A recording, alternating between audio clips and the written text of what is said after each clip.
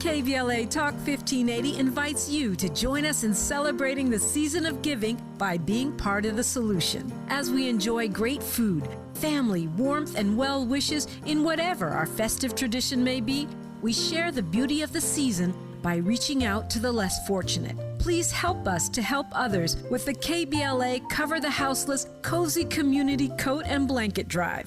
All you have to do is drop off new or clean, gently used winter coats and blankets in the KBLA lobby during business hours. Now through December 20th, all of the coats and blankets will be donated to unsheltered individuals and families experiencing houselessness. Simply bring your donation to 4434 Crenshaw Boulevard in Los Angeles, near Vernon Avenue, from 9 a.m. to 5 p.m. weekdays. That's 4434 Crenshaw in historic Leimert Park. During the holidays and every day, let's remember, we keep us safe. We keep us warm. We are the safety net, and together we can cover the unsheltered. Get caught up in the spirit of the season, the spirit of love. Make a difference with your friends at KBLA Talk 1580.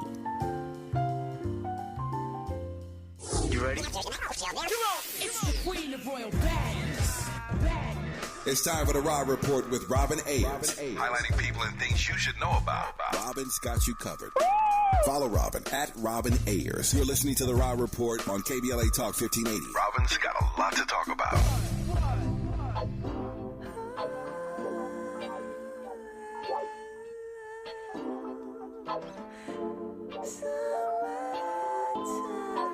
Yeah, this is C-Night from the Dove Shack. Getting those shit out, kicking it at Kings Park with all the homies. You know what I'm saying? So won't you check out my homie Bo to the Rock. I ride with her, I slide with her, low to nose from the LBC. You are listening to the Raw Report on KBLA Talk 1580, where we bring you the latest in entertainment news, trending topics, and interviews. I'm your host, Robin Ayers, with you Monday through Friday, 6 to 7 p.m. on that ride home. Hope you guys are having yourselves a wonderful Tuesday. We're just getting the week started, but unfortunately, we're starting with some not so good news today. That song right there, The Dove Shack, as you heard him introduce himself in the beginning of that song, C-Night from Dove Shack has passed away. And for anybody, especially from LA, and you are familiar with that song, that was like an anthem for us years ago. That was in the 90s for sure. This was C-Night from the Dove Shack in LBC. He was tied in with Warren G and, you know, the Dog Pound and that whole group. But yeah, he sadly passed away from, he's been taken off of life support. If you know, he was on life support after having a stroke. So they confirmed today that he had been taken off of life support. So sadly, we send our condolences to the family and friends of C-Night of the group Dove Shack. That is my song right there. That feels a certain kind of way in my heart right now. But yes, sending love. But that's a quick reminder, though. It's a very quick reminder to really send love to the people who you care about. Really just, love on people while we're here. You just never know what could happen in life. So, you just want to do right by people, send love to people. So, again, sending much love to that group. Andy? Also, it's a reminder, at least for me, to get your health in order. Yeah. If I'm not mistaken, he passed away. The stroke, but he had a complication from diabetes. Yes. And I believe he was in his 50s. He was only 52. 52. 52 years old. That's still very young. So, I know diabetes, it definitely impacts our community big time. So, what I'm saying, for those of you who don't go to the doctor, please at least go to the doctor for a checkup and, consider, changing your diet, changing your lifestyle. And so you could, be here longer than, past 52. Absolutely. Well, thank you for saying that. Hello to you all. I see you coming up in here in our YouTube. And if you are listening to us wherever you are listening to us, on the radio, online, on the app, wherever, or if you're joining us over in YouTube, we welcome you into the Rob Report. We have a great conversation on deck and really going to speak to one of the favorite contributors of the Raw Report. We know that you guys love all of our contributors, but I'm looking forward to having this conversation today. And if you do want to call and weigh in on anything that we're saying, you can do that by calling 1-800-920-1580.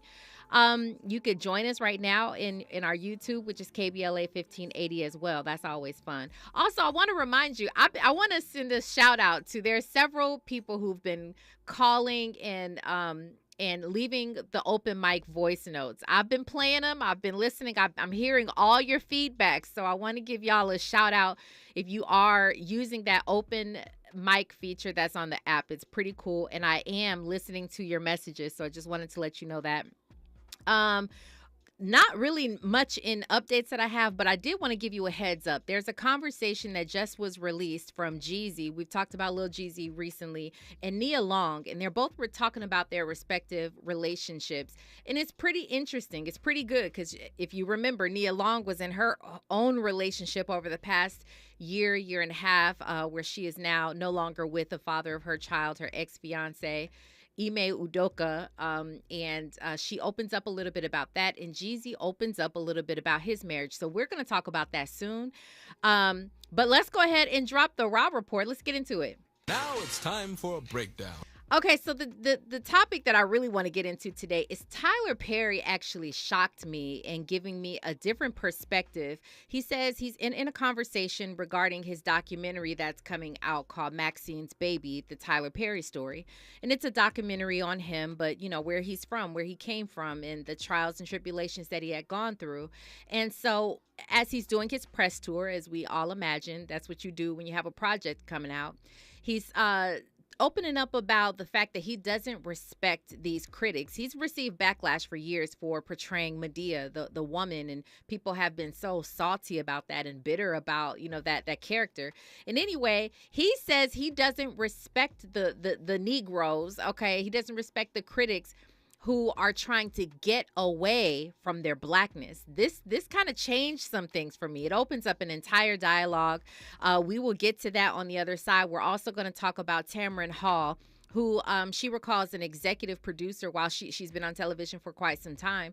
She recalls an exec telling her that the audience wouldn't relate to her because she's not a mom, and how that sort of defines who you are. It's just kind of a trip. We'll talk about that. We might get to some other news as well if we can get it all into this 1 hour Raw Report. We're going to try to do it on the other side. You are listening to KBLA Talk 1580. Stay right there. What's going on, y'all? It's your boy Lil Real Howery. Right now you're listening to KBLA Talk 1580. That's right. The Raw Report. You're inside the Raw Report with Robin Ayers on KBLA Talk 1580.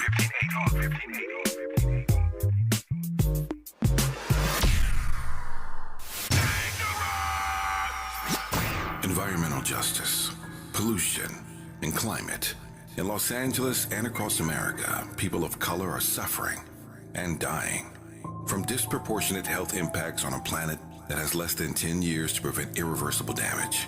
Heat illnesses, respiratory illnesses, water-related illnesses, food system impacts, insect-related diseases, black maternal health, and mental health effects. As the impacts of climate change mount, millions of vulnerable people, our people, are going to bear the brunt of these extreme environmental events, which will likely lead to forced displacement, loss of cultural identity, and other related risks. These realities are as real as rain.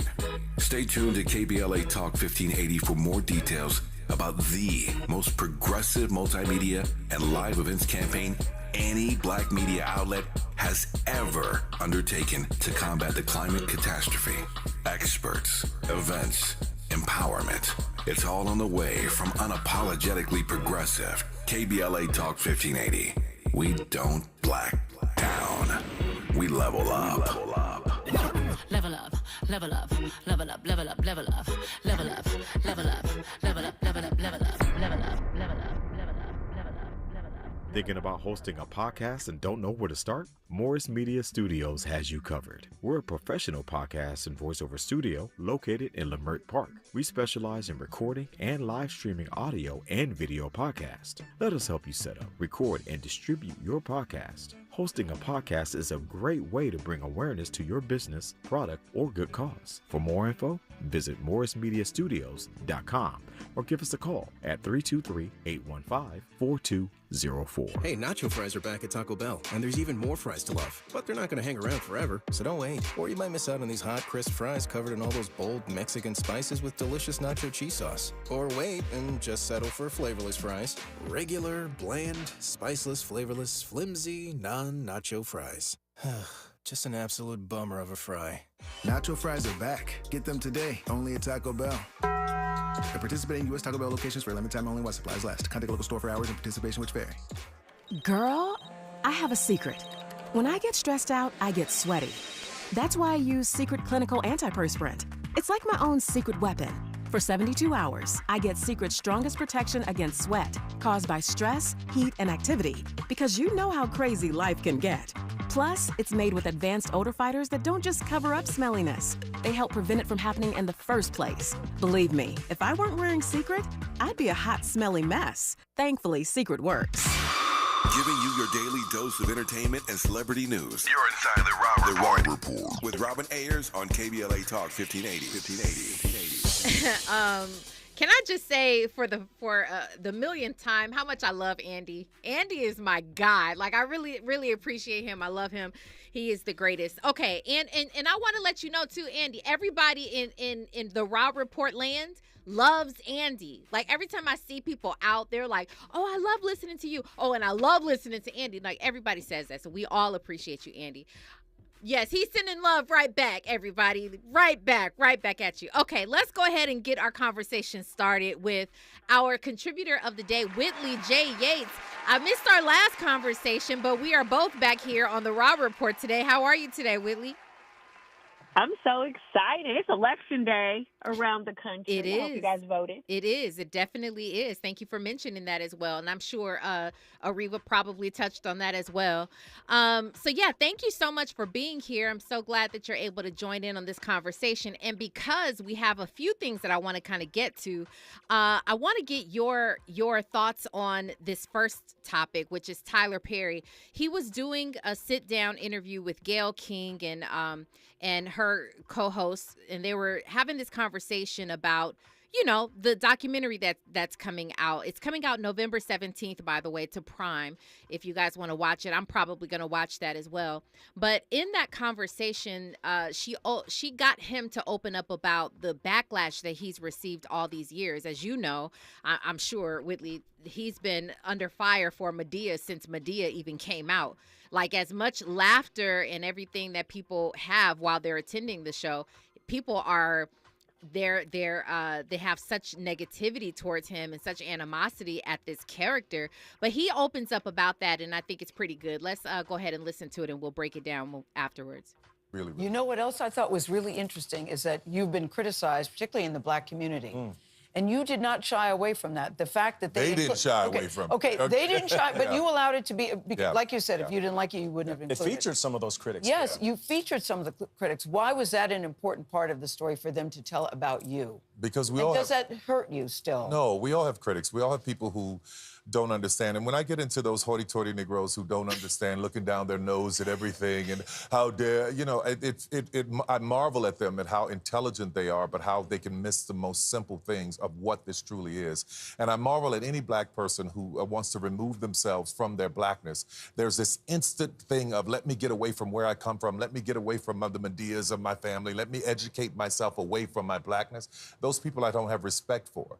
So if they have an opinion, great, you're educated. You get it. I hear you. But I can't respect what you're saying because you don't understand what this is and what this means to us. Black people like my mom, her story needed to be told. Yes. Because she has a story. Black people who worked really hard, and it was all of those people who gave birth to us to be able to be that. So don't get me started on that. But Hollywood don't did. get me started on. Don't get me started on them Negroes, Gail. I'm sorry. All right. He said, don't get him started on them Negroes. Okay, Whitley, I don't know about you. You tell me what your thoughts are after listening to that clip. But when I listened to it, it definitely opened up pretty much just an array of questions, and I started to look at this from different perspectives. But I want to know off the bat, are you one of those people who were like, nah, I get the Madea character. I could even relate to the Madea character. Or did you have a problem, like a lot of other people, with watching Tyler Perry dress up in this Madea character for so many years? It's really interesting. I think that there is a stigma, an archetype of Black male characters in movies. And a lot of the people who were upset or felt some type of way about the Madea character felt like the only way for you to be successful in Hollywood and movies, etc., is if you dress up like a woman or you put on a wig. And then there was this long list of comedians who had done that as well. I am not someone who believes that we should be lambasting anyone. I think a lot of the most critical people don't create. And so when you are a creative and when you are producing things, art imitates life. And so that character is someone like someone that we know. You have seen a little sliver of Madea in somebody that you know. It's almost impossible to watch the character and be like, oh, I don't know anyone like that. Mm-hmm. And I think that that's the beauty of our storytelling, is that there's dimensionality within the characters in which we create.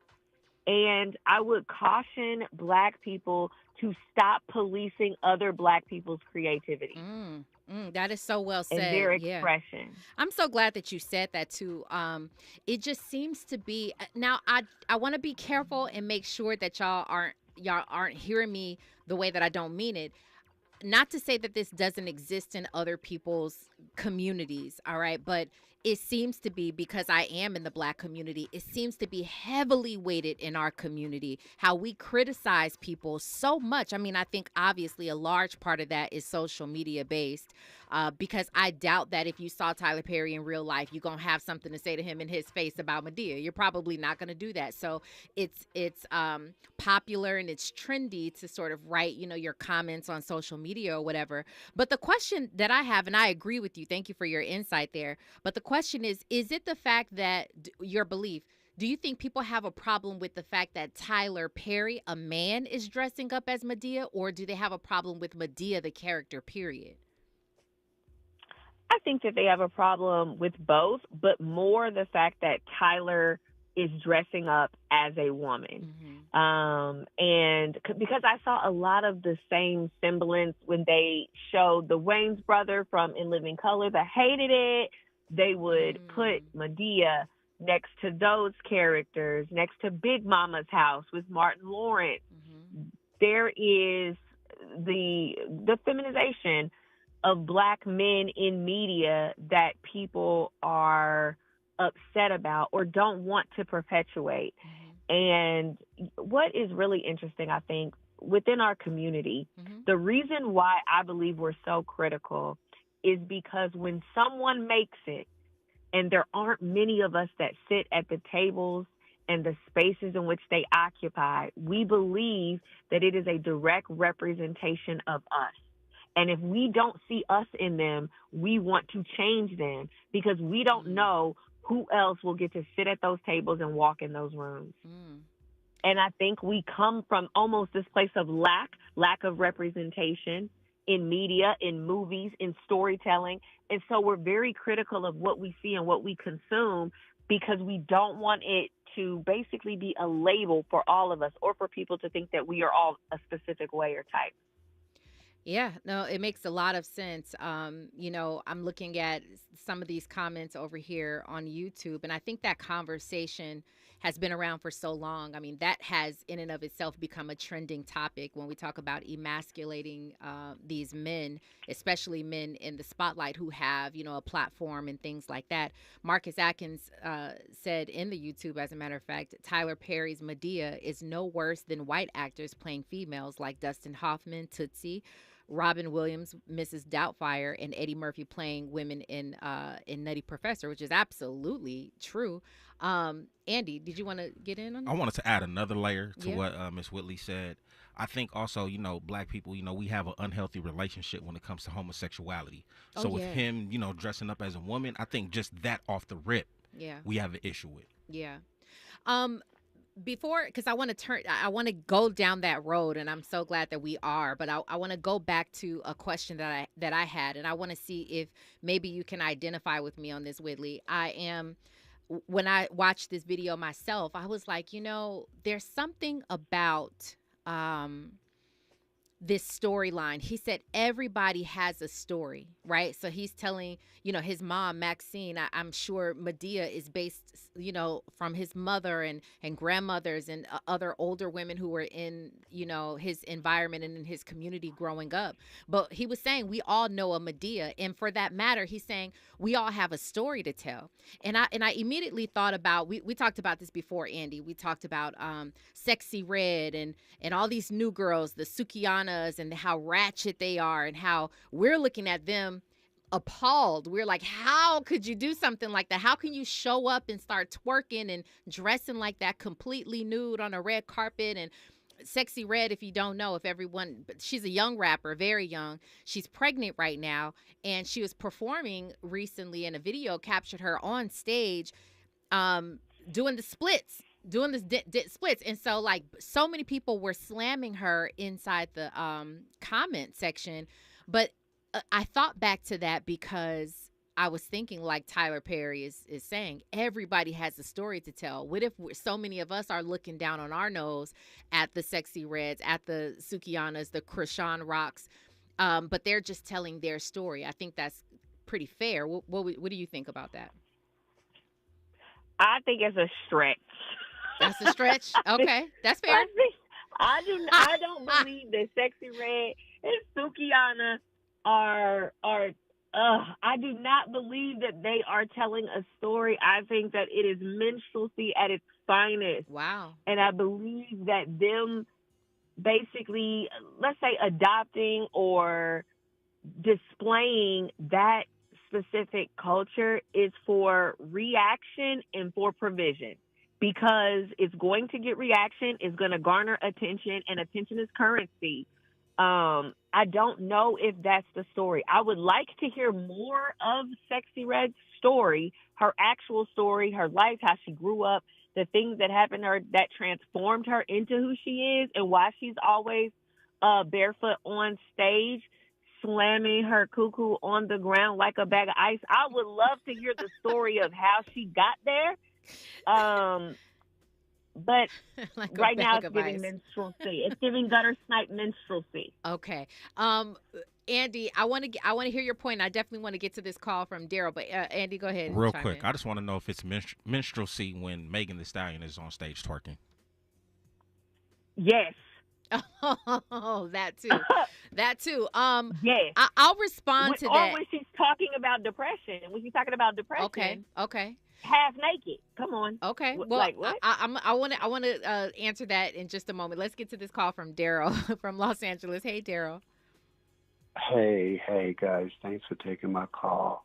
I wanted to circle back to Tyler Perry. Whenever I hear this guy's name, I know he don't need me to defend him, but I think the lines get blurred in terms of for his accomplishments and what this man has done. Mm-hmm. 20 years ago, he was homeless, living in his car. Now he's a billionaire, at least one time over. Mm-hmm.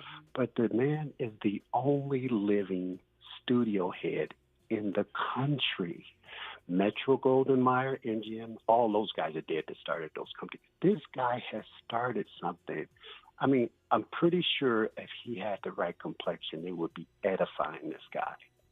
And the fact that he did it primarily due Madea, I don't see why people don't see that. Now, he's basically channeling his either grandmother or the mother. But if you watch his early stuff, now he had to cross over. I get it. It's commercialized now.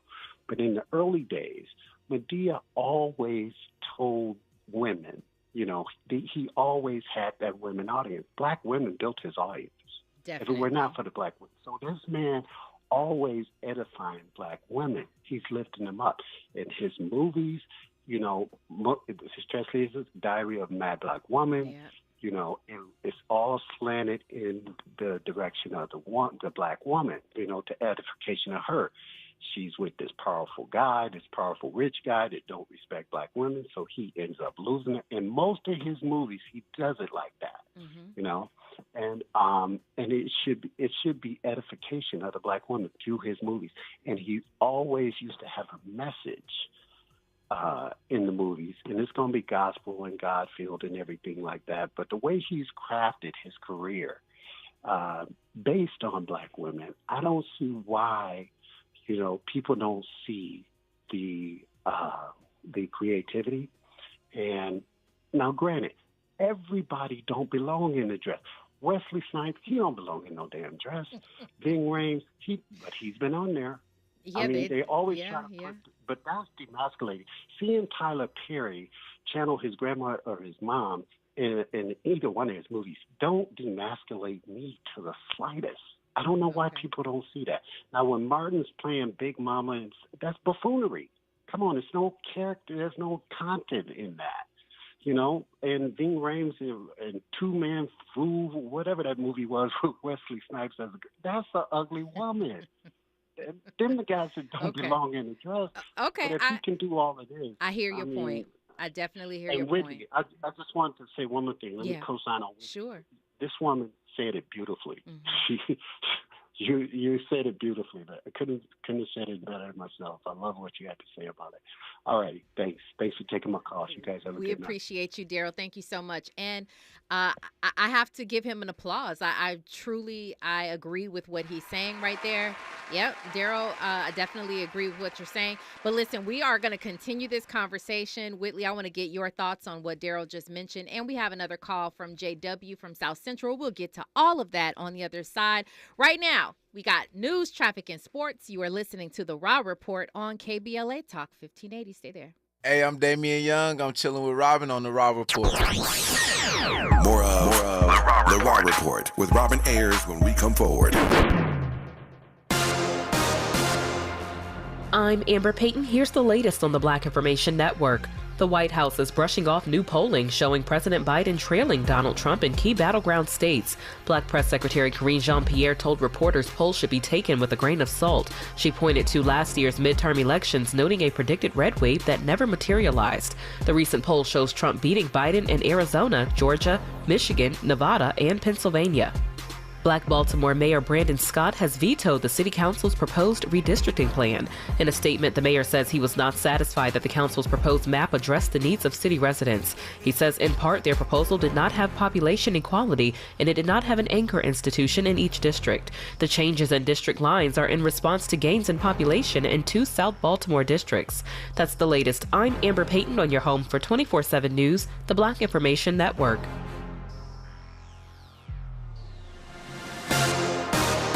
A vehicle fire in downtown is on the right shoulder of the 10 East before Hoover Street, and right now, heavy traffic up to an hour and 15 minutes is running heavy from Lincoln Boulevard. Over in Irvine, expect a 30-minute traffic jam on the 405 North between Highway 133 and Bolsa Avenue. Over in Commerce, a crash continues to block the on-ramp of the 5 South from Atlantic Boulevard, Trigg Street interchange, and watch for stop traffic up to 40 minutes from Cesar E. Chavez Avenue.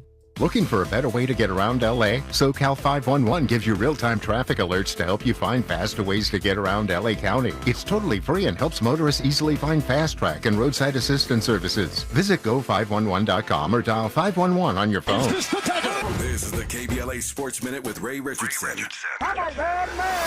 7 games into the season, the injury watch has started for Anthony Davis. The Lakers star is suffering from muscle spasms in his left hip. Davis was unable to play in the fourth quarter of Monday night's loss at Miami. Davis said he will play in Wednesday's game at Houston. The Lakers are 0-4 on the road. The Clippers are 0-3 on the road. They're at Brooklyn Wednesday night. LeBron said things are going in the right direction for his son Bronny, a freshman at USC. Bronny has been held out of basketball activity while doctors continue to monitor his heart. Bronny was diagnosed with a congenital heart defect after collapsing during a workout on July 25th. LeBron said Bronny will have an examination at the end of November. The results could determine if and when Bronny can start practicing. No debates, no speculation, just the info you need. That's your KBLA Sports Minute. I'm Ray Richardson. More news, opinions, and conversation when we come forward on KBLA Talk 1580. KBLA Talk 1580 invites you to join us in celebrating the season of giving by being part of the solution. As we enjoy great food, family, warmth, and well wishes in whatever our festive tradition may be, we share the beauty of the season by reaching out to the less fortunate. Please help us to help others with the KBLA Cover the Houseless Cozy Community Coat and Blanket Drive. All you have to do is drop off new or clean, gently used winter coats and blankets in the KBLA lobby during business hours, now through December 20th. All of the coats and blankets will be donated to unsheltered individuals and families experiencing houselessness. Simply bring your donation to 4434 Crenshaw Boulevard in Los Angeles, near Vernon Avenue, from 9 a.m. to 5 p.m. weekdays. That's 4434 Crenshaw in historic Leimert Park. During the holidays and every day, let's remember, we keep us safe. We keep us warm. We are the safety net, and together we can cover the unsheltered. Get caught up in the spirit of the season, the spirit of love. Make a difference with your friends at KBLA Talk 1580. November is National Runaway Prevention and Homeless Youth Awareness Month. Join the Sanctuary of Hope all month long at community events to tackle this issue. For more info, go to www.thesoh.org. www.thesoh.org. KBLA Talk 1580. We've got a lot to talk about. KBLA reminds you that when we fight, we win, and we don't black down. LA Community Action Network, or LA CAN, was formed in 1999 when 25 residents of downtown LA came together and acknowledged the problems that existed in their community and made a commitment to do something about those problems, to stand together, organize, and become a force in the community that demands change. Civil rights and preventing the criminalization of poverty are their core projects. In addition, they take on women's rights, the human right to housing, and healthy food access. LA CAN also has projects focused on economic development, civic participation, voter engagement, and community media. While downtown LA remains their home base, with a particular emphasis on the Skid Row community, in 2007 they expanded their housing and healthy food access work into South Central Los Angeles. LA CAN believes that power for low-income people and people of color is achieved through a large, active, and well-informed member base that utilizes a multitude of methods to advance their messages and goals. If you'd like to join the Los Angeles Community Action Network and organize people to fight back against oppression, please visit cangress.org. That's cangress.org. This is a community call to action from KBLA Talk 1580. Keeping you informed about what's really going on. Who's got next? And what not to miss in entertainment. You're listening to The Rob Report on KBLA Talk 1580. I've never seen a diamond in the flesh. I cut my teeth on wedding rings in the movies, and I'm not proud of my address. In a torn up town, no postcode envy, but every song's like gold teeth, gray goose dripping in the bathroom. Yeah, you are listening to The Raw Report on KBLA Talk 1580. That's actually that's the cut right there. Yeah, happy birthday to Lord. Wow. Y'all remember when this song took over the airwaves? Let it go. Hey. All right. We are, if you're just joining us, welcome on in here as we are grooving to the jams. We are having a conversation about Tyler Perry right now, who says he doesn't respect these educated Negroes who are criticizing his character of Madea, specifically everything. I mean, we know for the most part that everything that Tyler Perry has done for the most part is inspiring when we can look at it all right now as a culmination. But when we look back at what got him there, primarily it was his Madea character, and he received a lot of backlash about that. And Whitley, I know that I wanted to get your take on Daryl and his last comments, which I agreed with them all, but let's just add on to it. Let's go ahead and get JW from South Central LA in here, and I would love to hear what you have to say. And then Whitley and Nah, we're going to take it away. What's up, JW? Hey, how you doing? I just wish everybody would be more open-minded instead of being narrow-minded and look at the big picture. See, I'm suspicious. I believe there's people in the background hidden agendas that create these false narratives, and that's because they know the end result will be negative for Tyler Perry because he created his own exposure. And whoever is being financed by the original people that first started pushing this type of, thought or frame of reference, they knew that they can make him non-credible. You follow my point of view? And that exposure was intimidating to them because they wanted to, I will use the term, weaponize the success because he has a lot of influence and exposure. And I'm going to end with this and make it quick. Okay. I would love for you or someone that has the ability to challenge people in the entertainment field to create some type of exposure for us with this up-and-coming race in a political party where we can get the word out because we need more exposure in terms of the major networks pushing our point of view in terms of what the success that Biden's administration has achieved and et cetera. So these other candidates that's running down ballot can get some type of a positive momentum. Okay. And the main thing is exposure. That's the point I'm referring to, exposure. And that's the main media. Definitely. Yeah, Well, yeah, we appreciate you for that. Rappers and singers and actors to speak up will be wonderful. Absolutely. And that's what we are doing at KBLA 1580. And you know what? I appreciate that. And I agree with you. It is about exposure. And he ain't wrong. But that's exactly what we're doing here on this station and on this show. Whitley, I want to get your thoughts on Daryl's comments. If you remember what you had to say, if you wanted to respond to that. That was a lot. Going back to Tyler's story of being homeless and living in a car to now being wealthy with his own production studio, et cetera, this entire rags to riches story is something that should be applauded. And I think that him being able to overcome the levels of adversity that he has overcame to then face scrutiny from his own community is probably a small thing to a giant. I hear that. So I want to go back and, we were addressing all the people who you called minstrels on the show or people like the people that I called minstrels on the show. I want to know why they are minstrels. Why don't you look at it as them not telling a story? And let me just add this part.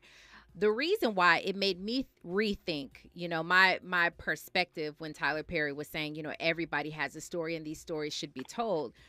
I was thinking about there was a recent documentary that was put out that my mom actually she suggested that I watch, and it's called, I talked about it on the show, called The Silver Dollar Road.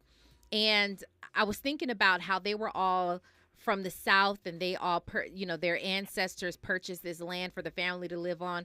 And it was really like they were very tight knit, but it was this very, very small community, and they had their own everything, right? Everything, they lived on acres, pretty much. This entire family was on acres.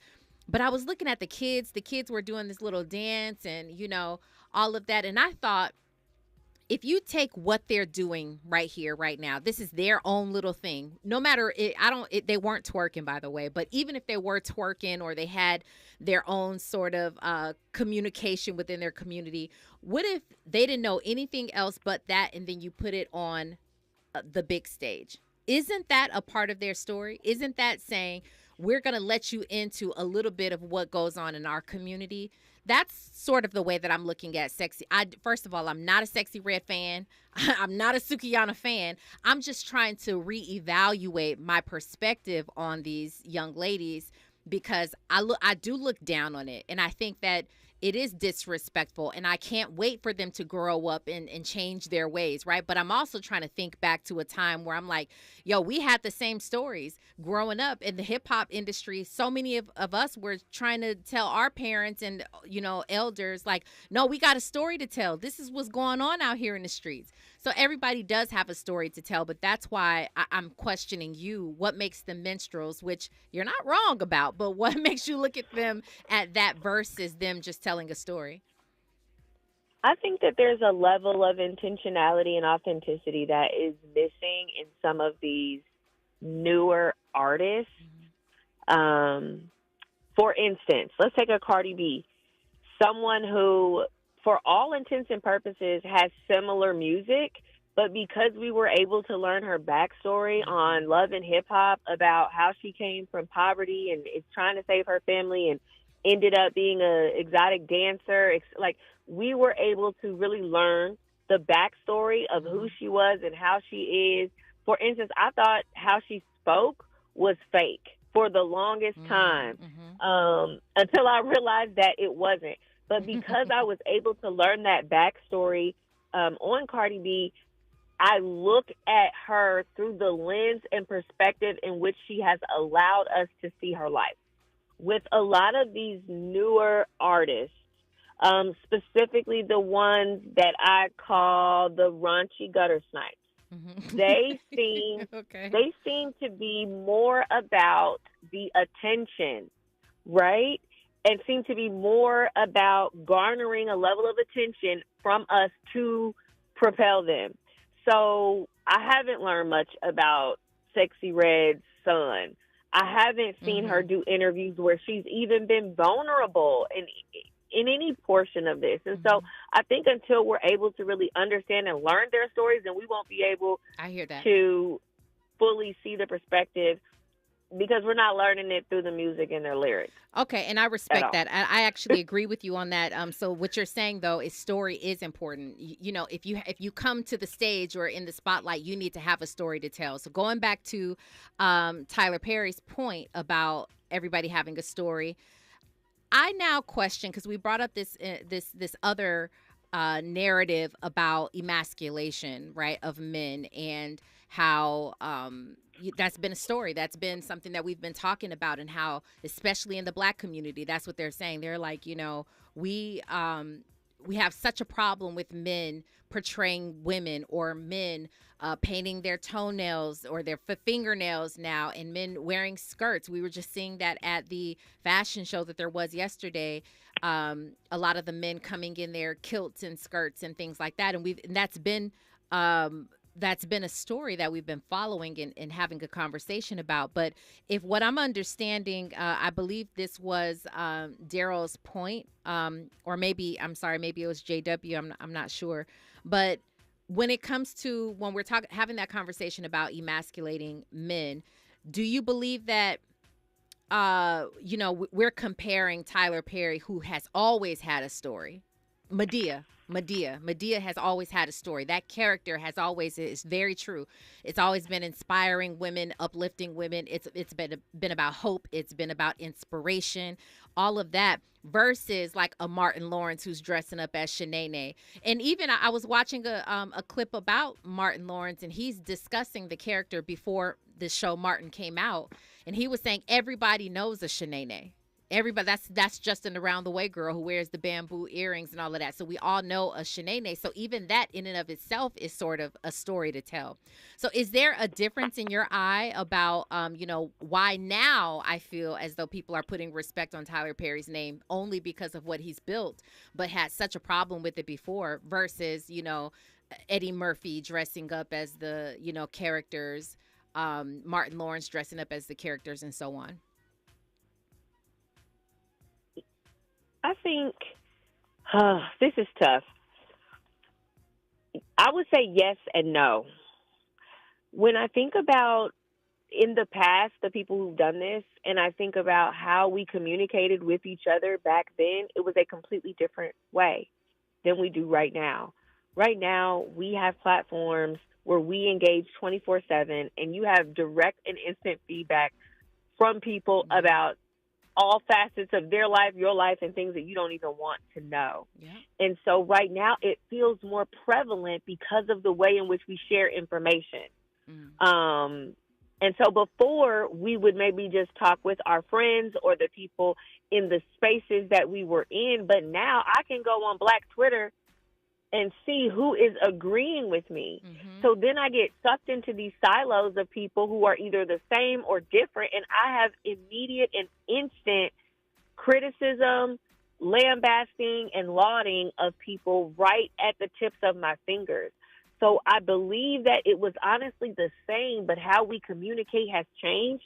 So it feels like there's an elevation. I hear you on that. I completely agree with you on that. I mean, this goes into an entirely different conversation about social media and the problem that I have with it. I have such a problem with it, and I want that to be its own roundtable at some point. I wanted to address this comment here. Fahima Second, I want to give you an opportunity before we have to let you go off of the Raw Report, because I hate ending these conversations with you, Whitley. You're such a great conversationalist. Fahima Sek says, Megan Thee Stallion is a college graduate business owner and not a gutter snipe, is what she says. But I want to give you a chance to respond off of that, Whitley. But also, when Andy asked the question about Megan Thee Stallion, and you included her in the minstrel category, I'll say. But you did mention the fact that we know a bit about her story. We do know. I mean, so does that actually does make a difference? It really is about. It's not just about you dancing and twerking on stage, but once you let us in a little bit about your story, that's what becomes most important. And that's my opinion. You give me yours. Absolutely.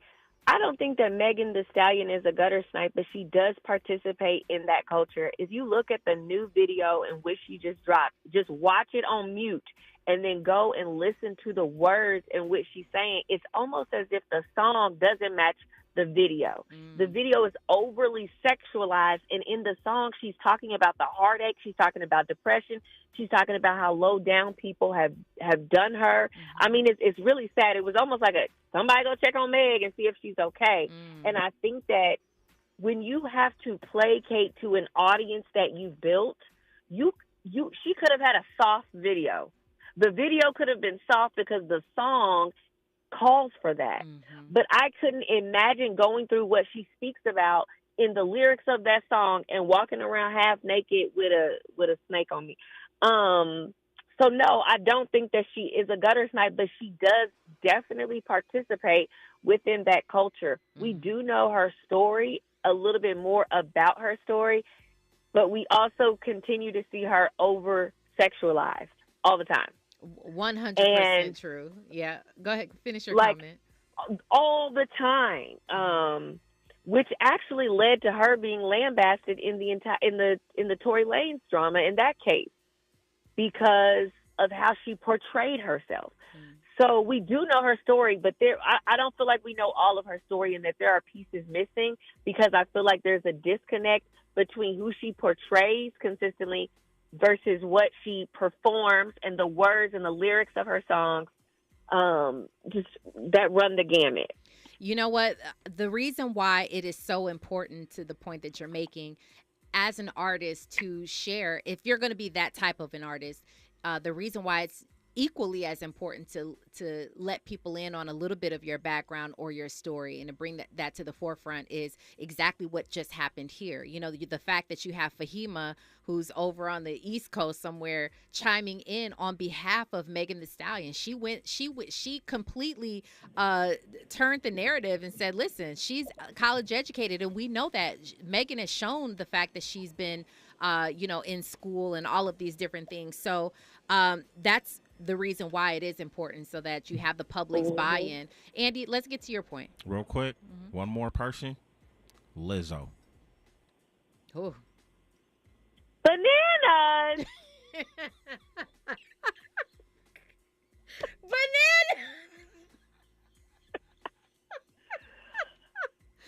Okay. Listen, on that note, Whitley, such a pleasure to have you back at the Raw Report. Can you let everybody know where they can find you online? You guys can find me at Whitley J. Yates on Twitter and Instagram. Enjoy the rest of your night. I cannot wait to have you back on. Thank you so much for calling in. Thank you. When we come forward, we actually do have a Who's Got Next for you and what's coming up or what not to miss on the other side. You're listening to KBLA Talk 1580. Hey, what's up? It's your girl, BB, and you're listening to me on The Raw Report on KBLA Talk 1580. You're inside The Raw Report with Robin Ayers on KBLA Talk 1580.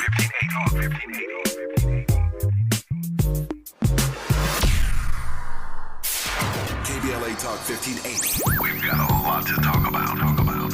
Hi, Maisha Cairo here, KBLA, live at Chase Bank on Crenshaw and Vernon for the In This Together tour with female business owners, a day of empowerment, community panels, and best of all, tips on building business from marketing to capital.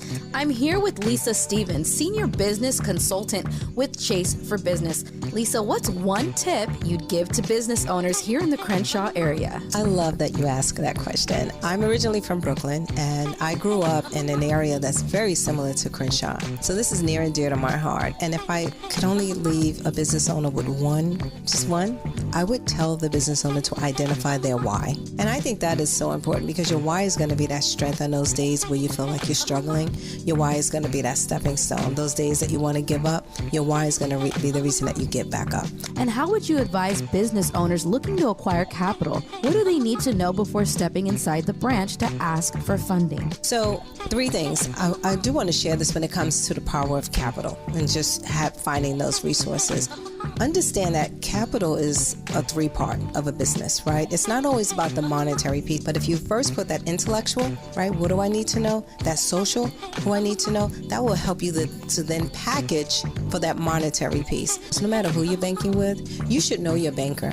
Never walk into a bank and you're transactional only. It's just like Lisa to drop gems. I'm Maisha Cairo in the community for KBLA with JP Morgan Chase. Only 1 in 5 people with autism are employed, despite many having the skill set and desire to work. Maybe it's because employers don't know what kind of jobs they can do. Like, what about a programmer? That's a job for someone with autism. How about a healthcare worker? Yep, that is too. People with autism can do a lot of different jobs, but often get overlooked due to outdated stigmas. Introducing WIN by Autism Speaks. We help businesses lead the way in inclusive hiring. What about a ranch hand? To learn more, go to autismspeaks.org/win. KBLA Talk 1580. We've got a lot to talk about. KBLA Talk 1580 believes in community empowerment. LA's 99 neighborhood councils form the grassroots level of the Los Angeles city government. The system was created to connect LA's diverse communities to City Hall. While neighborhood council board members are volunteers, they are also public officials elected to office by the members of their community. Neighborhood councils advocate on issues like homelessness, housing, land use, emergency preparedness, public safety, parks, transportation, and sustainability. They also provide local expertise on the delivery of city services to their various communities. Neighborhood councils are open to participation by anyone who is a part of the fabric of daily life in said community. This includes those who live, work, or own property or a business. If you are interested in stepping up to join your local neighborhood council, visit www.empowerla.org. That's empowerla.org. It's time to think globally, but act locally. This is a community call to action from KBLA Talk 1580.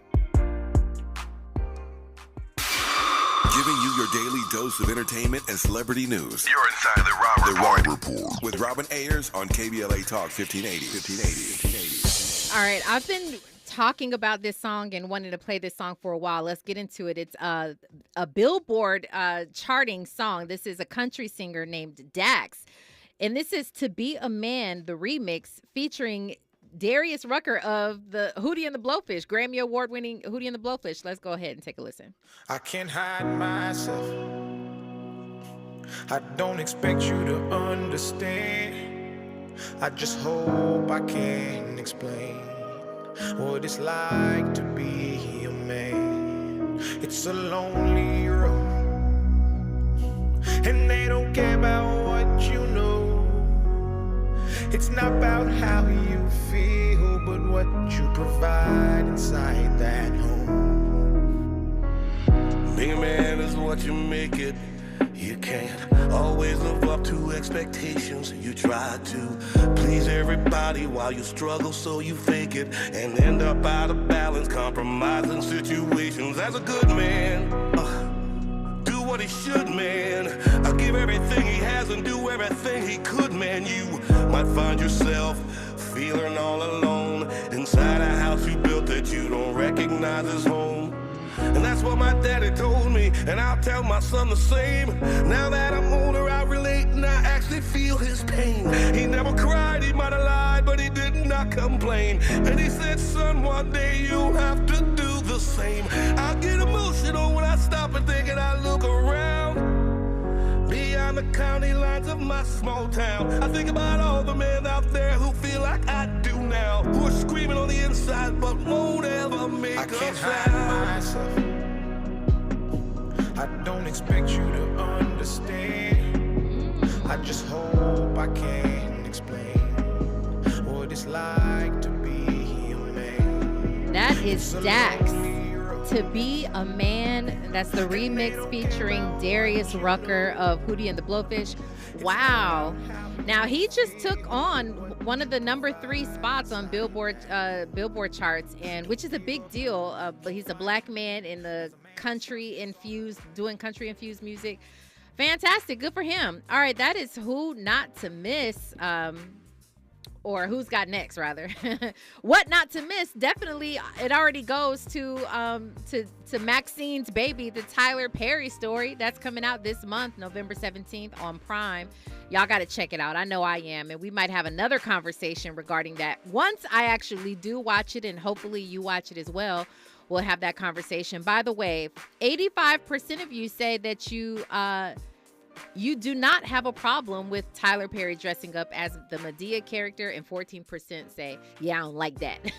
All right, we'll have this conversation again, and I'm sorry we couldn't get to our other topics today, but it was a great conversation. Thank you to Whitley J. Yates for tuning in today, and I appreciate all of you guys, of course, and your engagement. And we're right back at it tomorrow. Remember, today and every day forward, to be a blessing.